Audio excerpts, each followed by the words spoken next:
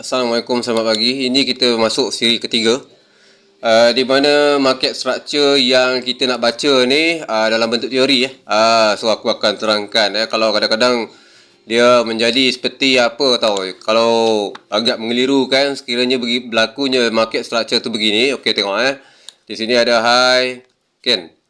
Ada high, kemudian dia ada low. Lepas tu dia buat higher high.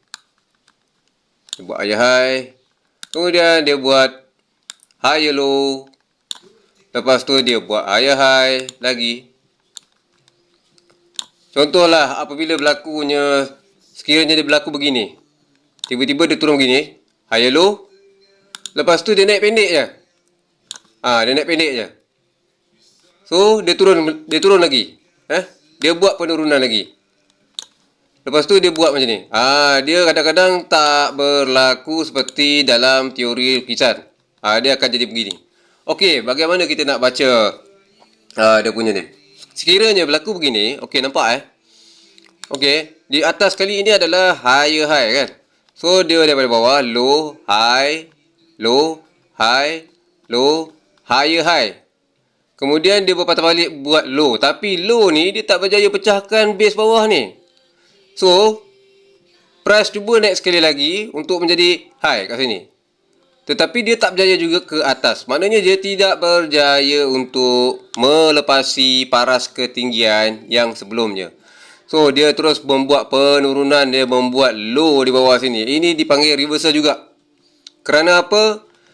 Dia telah buat penurunan dan telah pecah pun kawasan sebelumnya. Maknanya dia telah menembusi kawasan di sebelah kiri. Ini dipanggil reversal pattern juga. Jangan keliru sebelum ni aku ajar siri kedua dan siri pertama, keadaan dia structure yang terus pecah. So kali ini kita tengok dalam keadaan yang begini rupa.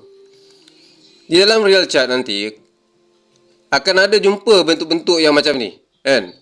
Tiba-tiba dia turun, pecahkan kawasan base sebelah bawah. Maknanya dia pecahkan sebelah kiri. Di sini telah pun dipecahkan. Okey. Automatik dia telah berlaku. Low terbaru. Di sini ada low. So aku tulis low. Secara tak langsung dia telah berlakunya low. Dan dia terus melakukan penurunan berikutnya. Dia akan membuat structure market menurun. So nampak apa bezanya di sini? Di sini ada support juga. Tapi dia tembus. Kena faham. Dia tembus. Dia terus bertukar menjadi low. Ini dipanggil reversal pattern kepada sell. Daripada buy kepada sell. Dan di atasnya adalah harga price paling tinggi, iaitu higher high. So tidak ada price yang berjaya tembus dia di atas. So ini dipanggil reversal pattern. So bagaimana nak skip? Kita kena panggil dia sini. Kita kena panggil macam ni Cara nak membaca dia. Okey. High, low, high, high low, new high. Kemudian kita kena skip dia ke bawah. Low. Di sini tidak boleh dikira sebagai base. Boleh ambil sebagai base tapi dia tak valid sangat. Kita nak tahu reversal pattern, kita kena tengok yang paling rendah. Sini tak boleh nak kategorikan dia reversal pattern sebab dia tidak berjaya memecahkan price sebelah kiri.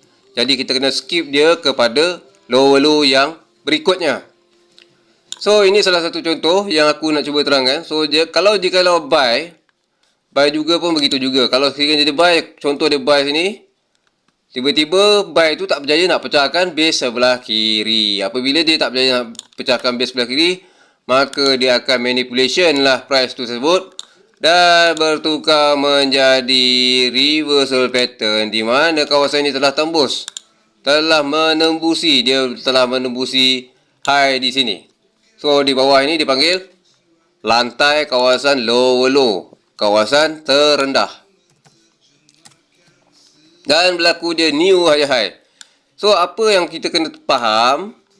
Bermakna kawasan di sini tidak boleh dikira sebagai kawasan pengiraan base. Jadi kita kena skip terus ke atas, membaca dalam keadaan melebihi ketinggian sebelah kiri.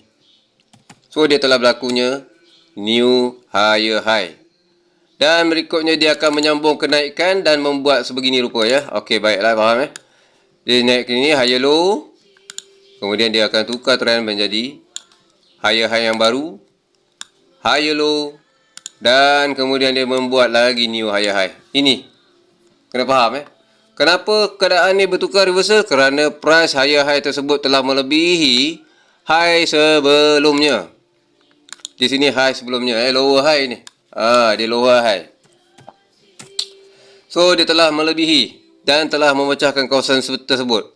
So sekiranya dia menurun seperti apa yang kita lihat di sebelah sini, sama juga keadaan dia. Dia akan membuat new lower low dan di tengah ini tidak boleh dikira sebagai kawasan base. Walaupun dia memang kelihatan base, cuma tidak berjaya untuk memecahkan kawasan base sebelumnya. Jadi faham Ini salah satu base yang perlu faham dahulu. Jadi kalau tak faham yang ini, korang takkan faham dalam real chart. Sebab dalam real chart dia agak bersepah-sepah. So kena faham Okey, baiklah. Ini saja dulu untuk siri ketiga, sebab kita akan buat selepas ni kita akan buat pecahan lagi pecahan dalam market structure ni kita akan tengok dengan gabungan QML dan sebagainya. Baik, assalamualaikum dan selamat bercuti.